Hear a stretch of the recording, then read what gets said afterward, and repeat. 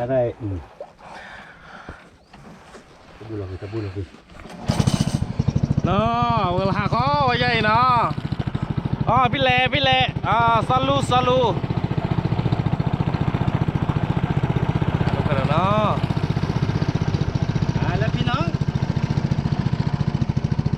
อย่าไล่ออกจากบ้านตอนนี้ไปหาเมียใหม่ละเมียใหม่อยู่ฝั่งนู้นแล้วครับโอเคเดี๋ยวประเทศไทยที่ชาลีเลยเนี่ยข้ามแม่น้ำไปเลยครับแม่น้ำเมยเราไปอันนี้ฝั่งนู้นนะครับฝั่งเพื่อนบ้านนะครับผมนะทักทาย FC หน่อยเราไปกัน2 คนนะครับคนสังโคกับคนขับเรือครับผมซาลู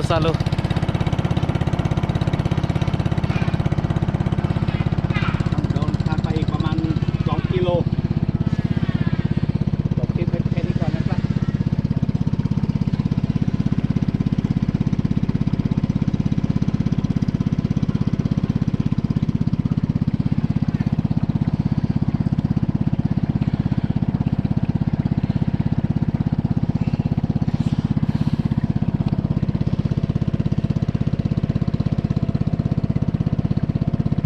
บรรยากาศกำลังดีนะพี่เลยเนาะ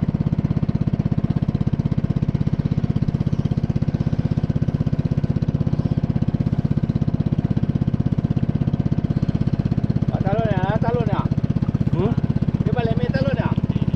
Baik, kami orang pasti bagi mana. Wala lima tam ni wala.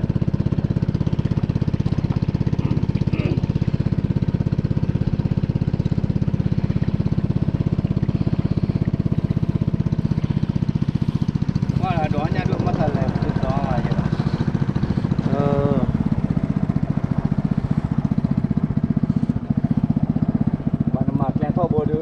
ไม่หวาไม่ต้องไปรอเกลามาเลยลูกโอเคบัวเดินได้นะเลย